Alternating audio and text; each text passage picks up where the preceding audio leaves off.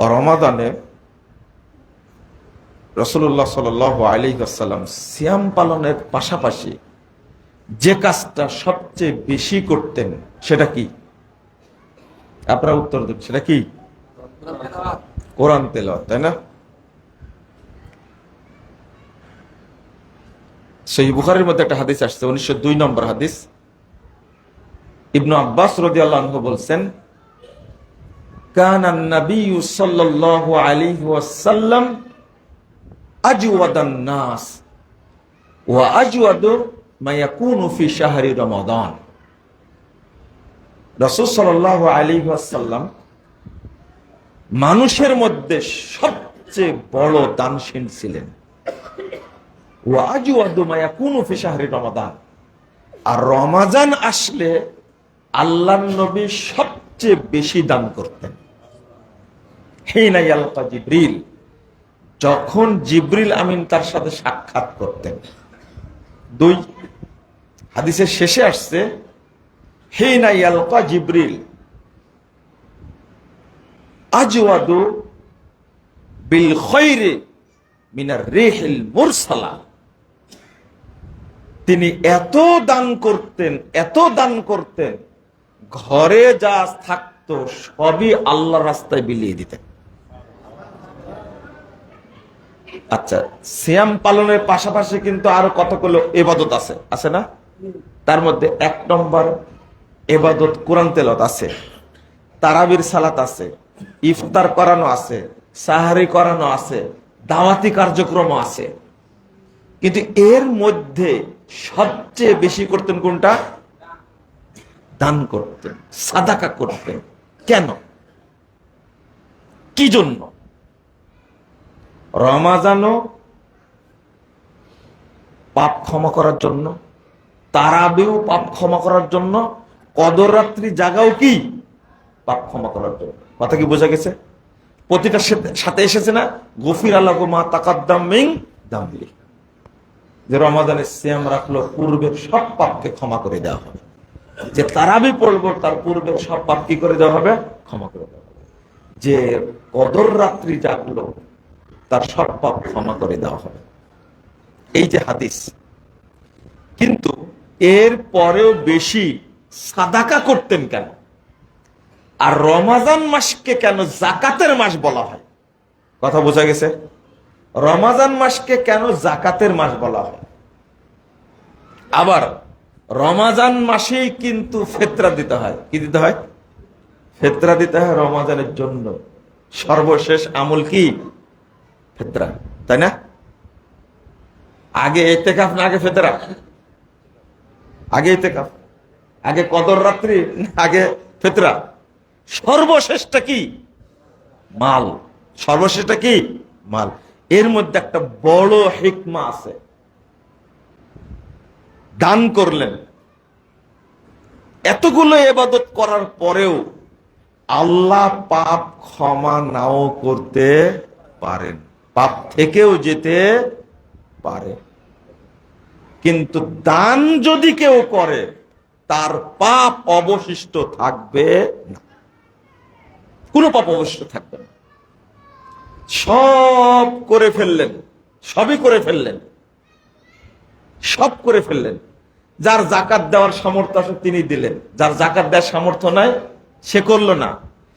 কিন্তু ফিতরা এমন একটা মালের ইবাদত ফকিরকেও দেওয়া লাগে, যার একদিনের এক রাতের খাবার আছে, তার উপরে ফিতরা দেওয়া কি ফরজ। কেন? ইসলাম বলে দিয়েছে ওই ফকির লোকের যেন পাপ না থাকে, আল্লাহ যেন রমাজানে ক্ষমা করে দেন। এইটা হলো একটা হাদিস শোনাই আপনাদেরকে।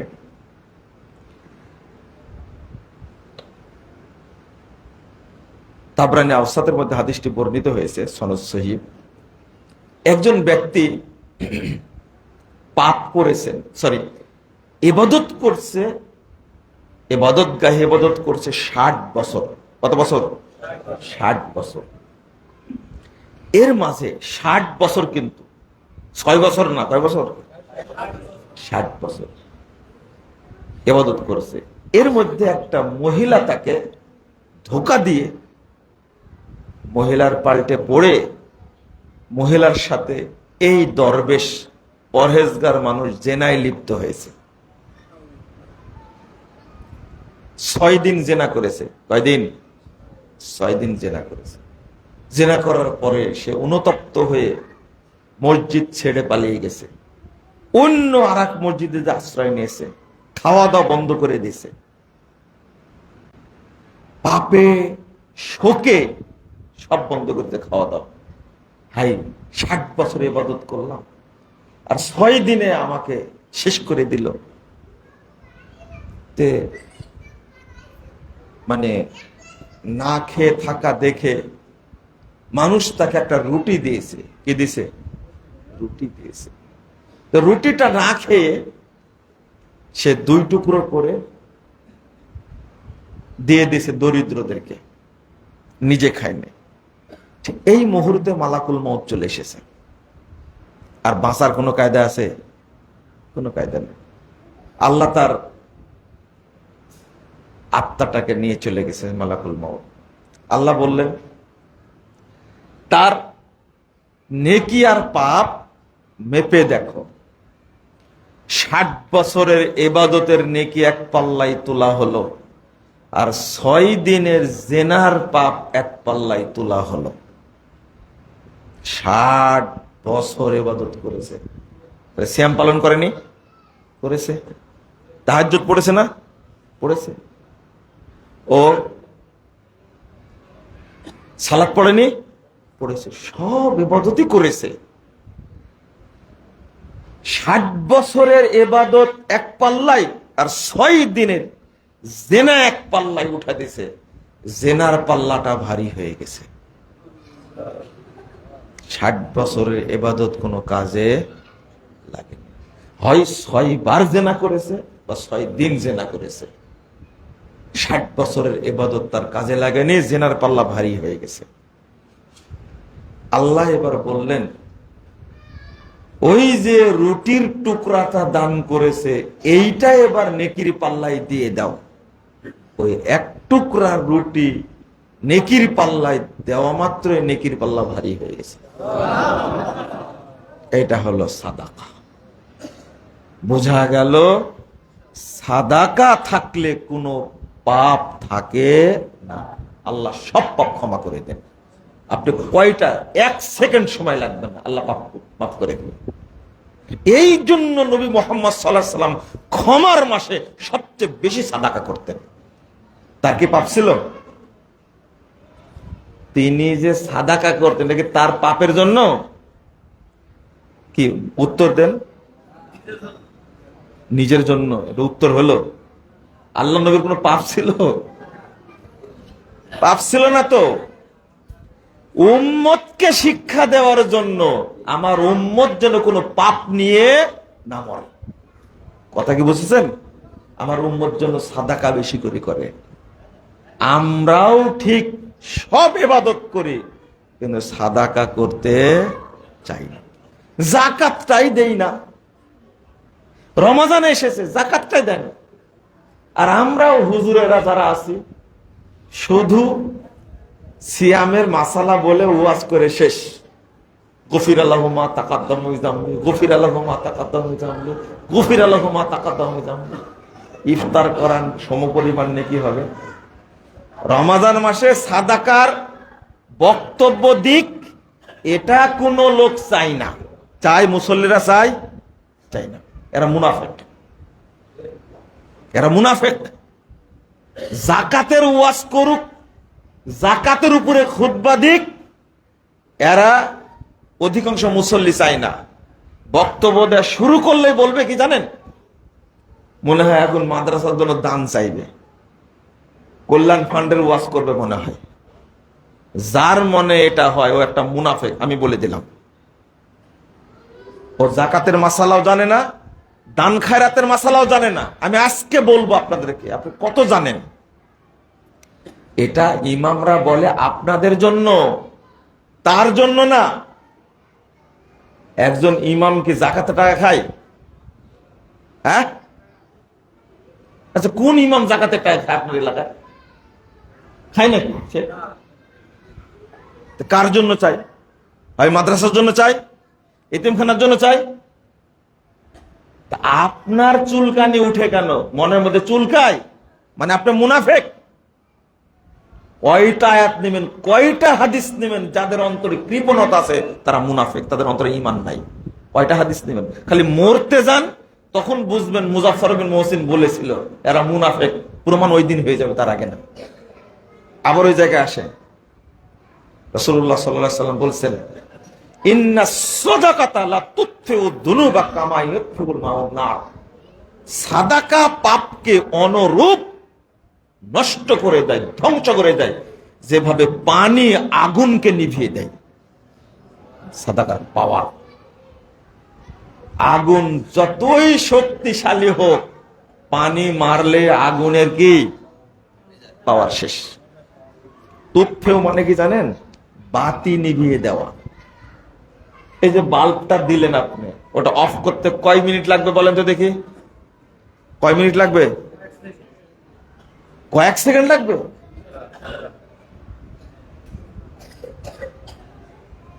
বলেন তো। এখন তো বাতি অফ করে রিমোট দিয়ে, এটা কি জানেন আপনি? হ্যাঁ, কয় সেকেন্ড লাগে?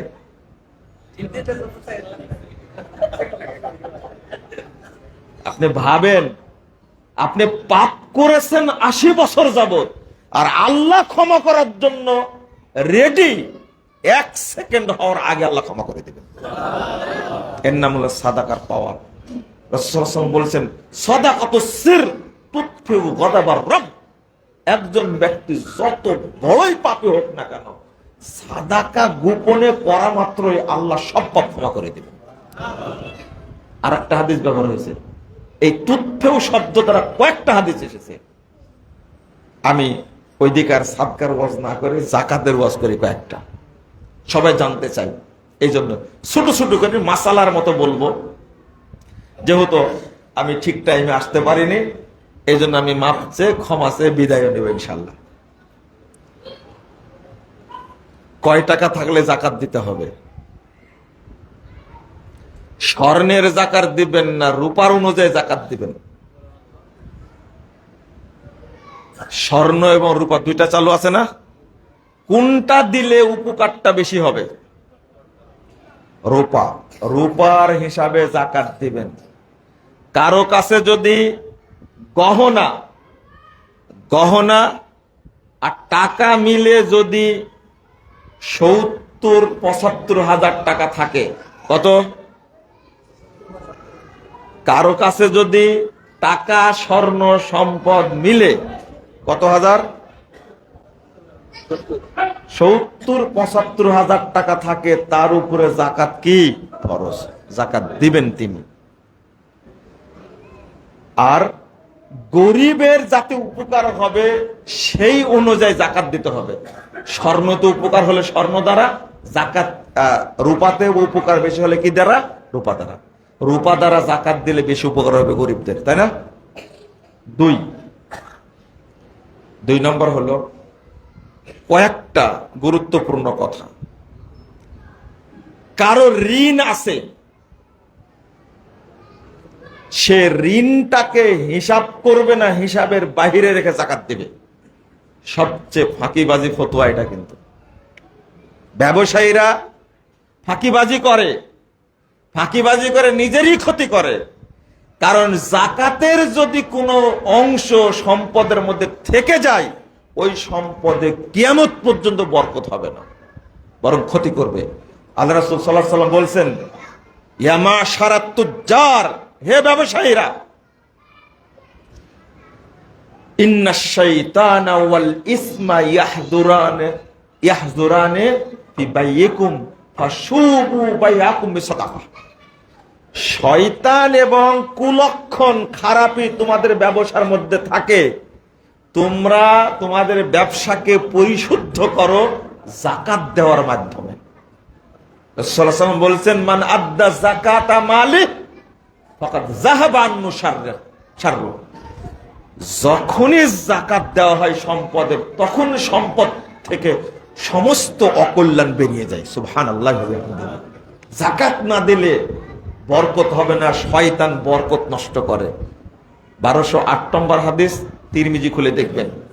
আমি যেটা বোঝাতে চাচ্ছিলাম, আমি ঋণগ্রস্ত, ধরেন আমার কাছে 15 লাখ টাকা আছে। কয় লাখ? আমি ব্যবসা করি, 15 লাখ টাকা আছে, কিন্তু এখন আছে 15 লাখ, কিন্তু আমার ব্যাংকে ঋণ আছে বা অন্যের কাছে ঋণ আছে 10 লাখ। কয় লাখ? 10 লাখ। তাহলে এখন আপনি কি করছেন? এই 15 লাখের মধ্যে ঋণ 10 লাখ বাদ দিচ্ছেন, দিয়ে এখন থাকলো কত? 5 লাখ। জাকাত দিবেন 5 লাখের, এই জাকাত হবে না, এই জাকাত হবে না।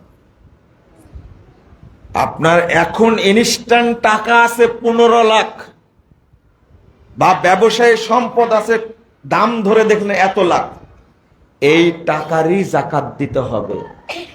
ঋণটা আপনি বাদ দিতে পারবেন না, কারণ জাকাতের সাথে ঋণের কোনো সম্পর্ক নাই। আল্লাহ রাসূল কখনো ঋণের কথা বলতেন না। এখন যেটা আছে উপস্থিত, সেটার কি দিতে হবে?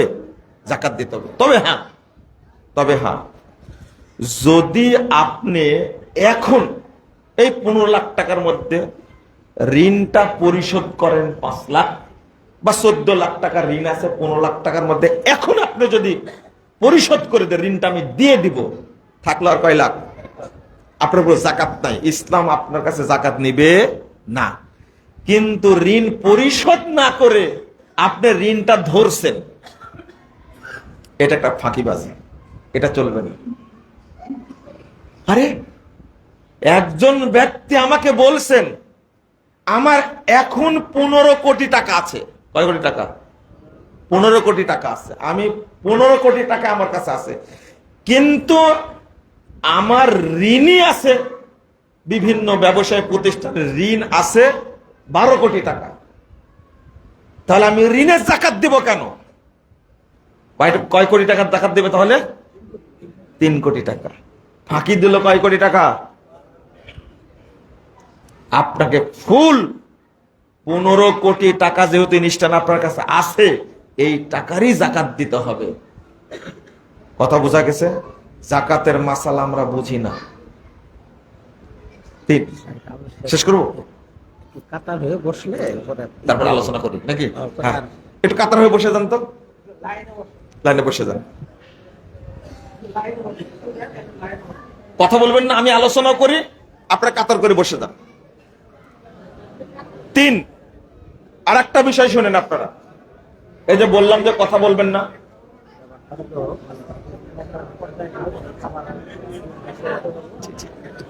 ঠিক আছে, হ্যাঁ, আপনার শৃঙ্খলা ভালোভাবে বসে যান। যে কথাগুলো কেউ বলে না আর বলবেও না, আমাকে গালি দিলে কোনো সমস্যা নাই, তো আমি বলতে পারি আলহামদুলিল্লাহ। আপনারা খালি শুনেন, সবাই শুনবে, রেকর্ডিং হচ্ছে, সবাই শুনবে।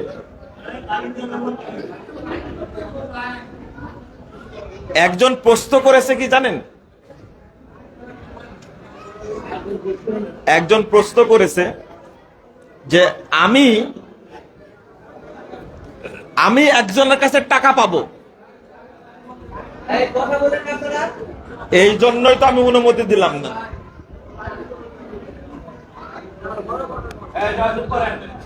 আপনারা কথা বলবেন না, শুনেন। আপনি একজনের কাছে 5 লাখ টাকা পান, কারণ ওই টাকাটা জাকাতের সাথে হিসাব করবেন না, করবেন না, তাই না?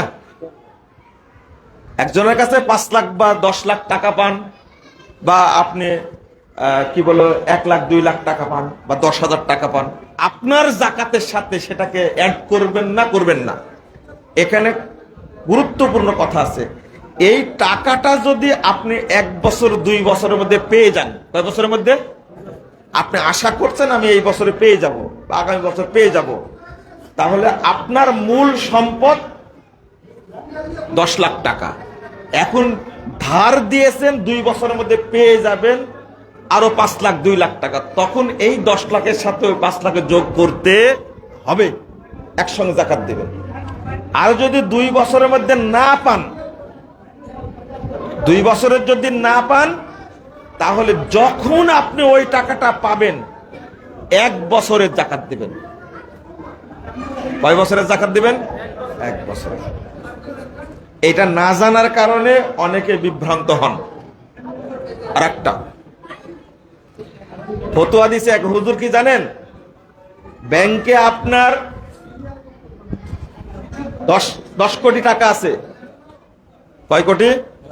10 কোটি টাকা আছে। যেহেতু জাকাত আপনি দিয়ে দিয়েছেন একবার, আর জাকাত দেওয়া লাগবে। হুজুর কত দুষ্ট, আপনি চিন্তা করছেন? 10 কোটি টাকা একজন ব্যক্তির ব্যাংকে জমা আছে, হুজুর ফতোয়া দিয়েছে জাকাত যেহেতু একবার দিয়েছেন আর জাকাত দেওয়া লাগবে না। বলেন নাউজুবিল্লাহ। এই ফতোয়া কি ঠিক দিয়েছে? ইসলামী অর্থনীতিকে ধ্বংস করার সুন্দর কৌশল। অথচ টাকার, যেমন আপনার কাছে স্বর্ণ আছে, প্রতি বছর জাকাত দিতে হবে, ঠিক টাকার স্বর্ণ একই জিনিস। আপনার কাছে 10 লাখ টাকা ব্যাংকে জমা আছে, বা 3 কোটি টাকা এফডিআর করা আছে, ডিপিএস করা আছে, আপনার ওই টাকার জাকাত দেওয়া ফরজ, প্রতি বছর দিতে হবে। প্রতি বছর জাকাত দিতে হবে আপনাকে।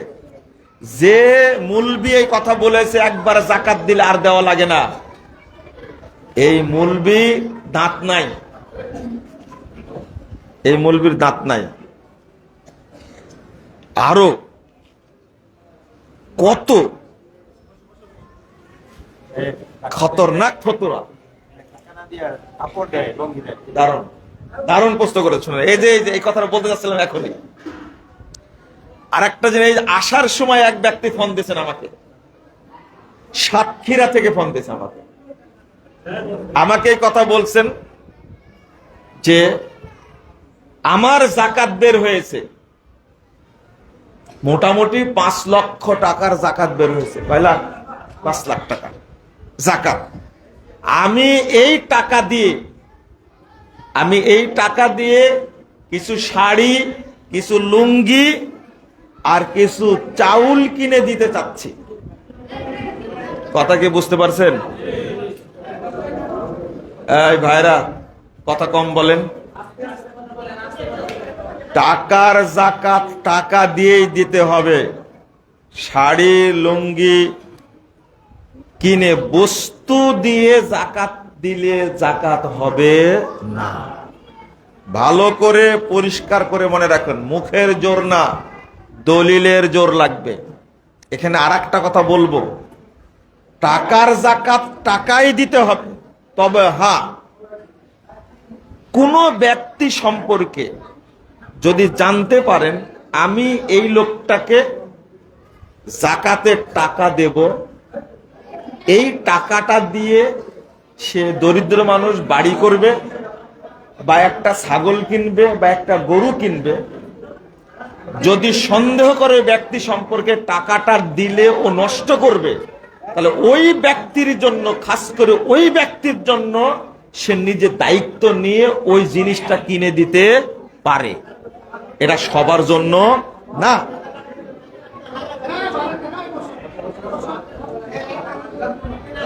এটা সবার জন্য না। আমরা জিনিসটা বুঝাতে পারি না। টাকা বের হয়েছে, টাকাই দরিদ্রদের কাছে পৌঁছা দিতে হবে। আপনারা মনে রাখবেন, জাকাতের টাকা দিয়ে চাউল কিনবে, এই জাকাতের টাকা দিয়ে চাউল কিনে, কাপড় কিনে, লুঙ্গি কিনে, কম্বল কিনে বিতরণ করবেন, এটা চলবে না। কিন্তু দুঃখজনক ব্যাপার হলো এই, আপনারা পরিবারের 3 জন সদস্য, কয়জন? 3 জন সদস্য, 3 তিরিকে 9 কেজি চাউল, তাই না? ফেতরা কয় কেজি চাউল? 9 কেজি। 3 কেজি চাউলে 3 জনের কয় কেজি হবে? 9 কেজি চাউলে ধরেন 900 টাকা। কয় টাকা? এই 900টা টাকার চাউল না দিয়ে আপনি 900 টাকা ফেতরা দিতে চান কেন? দেখেন কি ধরনের সুন্দর মুনাফিকি। আরে আপনার 900 টাকার কয় টাকা উপকার হবে মানুষের? আপনার 9 লাখ টাকা, 9 লাখ টাকা জাকাতে বেশি উপকার হবে টাকার, না 900 টাকার বেশি উপকার হবে বলেন দেখি? 9 লাখ টাকা। আপনি 9 লাখ টাকা দিয়ে শাড়ি কিনলেন, লুঙ্গি কিনলেন, চাউল কিনলেন কেন? যেখানে টাকা দেওয়ার কথা বলেছে শরীয়ত, ওই জায়গায় লাগাইছেন কি? লুঙ্গি, শাড়ি আর কম্বল। আর যেখানে শরীয়ত বলছে খাদ্য দিয়ে ফেতরা দেওয়ার, সেখানে লাগাইছেন টাকা। ফাজলামির আর সময় আপনার ঠিক বলা লাগবে না, ঠিকই বলতেছে একবারে। আপনি টেনশন করেন না। আল্লাহ আপনার এই মুনাফিকি বুঝেন না কি? আপনারা বলেন আল্লাহ বুঝেন না মুনাফিকি? তো আপনি বলছেন আরে টাকা দিলে বেশি ফায়দা হয়। শরীয়তের সাথে গাঁজাখড়ি করা যায় না।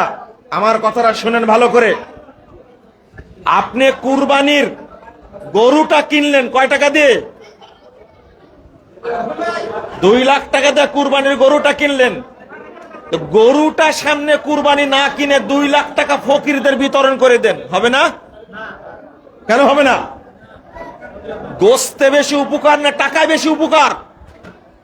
তো এখন আর কথা বলবেন না। না শুনেন, ওটা আল্লাহর নির্দেশ।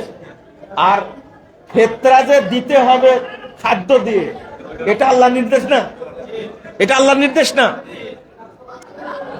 শোনেন, আল্লাহর সাথে ফাঁকিবাজি করবেন না, কথাটা আমার স্পষ্ট শোনেন। আপনার মাত্র 9 কেজি চাউল, সেইটা আপনি দিতে পারছেন না। আপনার বাসায় চাউল নাই, ফেতরা আপনাকে চাউল কিনে খান। 9 কেজি চাউল 3 জনের ফেতরার বাজার থেকে কিনে এনে চাউলই দিতে হবে, এটাই শরীয়ত। আপনি টাকা দিলে ফেতরা আদায় হবে না। অনুরূপ ভাবে আপনার 9 লক্ষ টাকা যাকাত বের হয়েছে। কয় লক্ষ? 9 লক্ষ টাকা যাকাত বের হয়েছে। তখন আপনি বুঝছেন না মানুষের উপকার টাকাই হবে না চাউলে হবে? তখন আপনি চাউল কিনছেন কেন? তখন টাকা দেন। 900 টাকার জন্য আপনার অন্তর পুড়ায়, আর 9 লক্ষ টাকাতে আপনি কাপড় পরছেন। আপনার লজ্জা করে না? এই 9 লক্ষ টাকাই ফকিরদেরকে দিতে হবে। মিসকিন দরিদ্র এতিমকে 9 লাখ টাকাই দিতে হবে। এখানে কাপড় কিনে দিলে যাকাত আদায় হবে না। আর ওই ফেতরার ক্ষেত্রে খাদ্য বস্তু দ্বারা ফেতরা না দিয়ে টাকা দিয়ে দিলে ফেতরা আদায় হবে না। আমরা কত চালাক দেখছেন। বড় বড় মৌলবি কিন্তু টিভির সামনে, ইউটিউবে, ফেসবুকে বলে দিবে আরে গরিবের উপকার যেটা সেটা করতে হবে। খাসি তো কিনলেন 30,000 টাকা দিয়ে, খাসি কিনার কি দরকার কুরবানির? আপনি 30,000 টাকা বিতরণ করে 30 জনকে 1000 করে দেন, অনেক উপকার। আপনারা কি বুঝতে পারলেন কথা? মনে হয় একটু কষ্টই দিয়ে দিলাম আপনাদেরকে। আপনি প্রশ্ন করেছেন, খুব ভালো হয়েছে, আমার মনে ছিল না, বারবার মনে করছিলাম। শোনেন, আমরা যাকাতের ক্ষেত্রে ইসলামী অর্থনীতিকে পঙ্গু করে দিয়েছি। আর একটা শোনেন, এই টুপিওয়ালা পাগড়িওয়ালা হুজুররা ফতোয়া দিয়েছে, যে জমিতে ট্যাক্স দেওয়া হয় এই জমির ফসলের ওশুর দেওয়া লাগবে না। লা ইয়াস্তামিউ আলাল মুসলিম খারাজুন ওয়া উশরুন। যে জমির ট্যাক্স দেওয়া হয় ওই জমির ফসলের ওশুর দেওয়া লাগবে না। আচ্ছা বলেন তো, ওশুরটা জমির না ফসলের? ফসলের। আপনার জমি আছে, আবাদ হয় না 10 বছর, ট্যাক্স দেওয়া লাগে না? লাগে। তাই ট্যাক্সের সাথে অসুরের কোনো সম্পর্ক আছে? তাহলে মৌলবীরা জাহেল না? যারা এই ফতোয়া দেয়, এই ফতোয়ার কারণে বাংলাদেশে লক্ষ লক্ষ কোটি মানুষ অসুর বের করে না। ধান হয় হাজার হাজার মন, গম হয় হাজার হাজার মন, মসুর হয়, খেসারি হয়, সরিষা হয় হাজার হাজার মন, এরা অসুর বের করে না। কারণ আমি কি দেই? জমিতে ট্যাক্স দেই। এই হাদিসটা জাল হাদিস। এই জাল হাদিসের বিরুদ্ধে ওমর বিন আব্দুল আজিজ খলিফা পঞ্চম হলে তিনি বলছেন, আরে পাগলরা, ট্যাক্স হলো জমির আর অসুর হলো ফসলের, একটার সাথে আরেকটার সম্পর্ক নাই। অথচ আল্লাহ বলছেন ওয়াতু হাক্কাহু ইয়াউমা হাসাদি, যেদিন ফসল কাটবে সেই দিনই হক বের করে দাও। অসুর বের করতে বলছেন আল্লাহ। জাল হাদিস নিয়ে এসে বাংলাদেশে এমন বাজারটা গরম করেছে, মৌলবীরা কখনো বলবে না। ভাইরাস হুজুর আছেন অনেকগুলো ভাইরাস, আপনারা ভাইরাস বক্তা, ভাইরাস বক্তা যারা আছে তারা কোনোদিন এই মাসালা বলবে না। আপনারা একটু রাগ রাগ করছেন মনে হয়, না? রাগ করলে আমার যায় আসে না। শুনেন, কাজে লাগবে। ফতোয়া দিচ্ছে ব্যবহৃত গহনার জাকাত লাগবে না, বলছে না? ব্যবহৃত গহনার জাকাত লাগবে না। একজন ব্যক্তির 80 ভরি স্বর্ণ আছে। কত ভরি? 80 ভরি স্বর্ণ আছে। আমাকে মহিলা প্রশ্ন করছে, আমি এক আলেমের কাছে শুনেছি জাকাত দেওয়া লাগবে না, এই জন্য আমি 10 বছর জাকাত দেইনি। আমি বললাম বিগত 10 বছরের জাকাত দেওয়া লাগবে। আমি বললাম 80 ভরি স্বর্ণ দিয়ে কি করেন? বিভিন্ন সময় বিভিন্নটা পড়ি। 80 ভরি স্বর্ণ, খেয়াল করছেন আপনি? আস্তাগফিরুল্লাহ, আস্তাগফিরুল্লাহ। ফতুয়া কত অন্যায় করেছে। তাহলে এতগুলো পথ আমরা নষ্ট করলাম কেন? ব্যবহৃত গহনার জাকাত দিতে হবে। রাসূলুল্লাহ সাল্লাল্লাহু আলাইহি ওয়াসাল্লাম মা আয়েশাকে বলছেন, তুমি যেটা পরে আছো সেটা কি জাকাত দিয়েছো? চিন্তা করেন। আমি আপনাদেরকে অনুরোধ করব, যেহেতু আপনাদের আর সময় নষ্ট করতে চাচ্ছি না,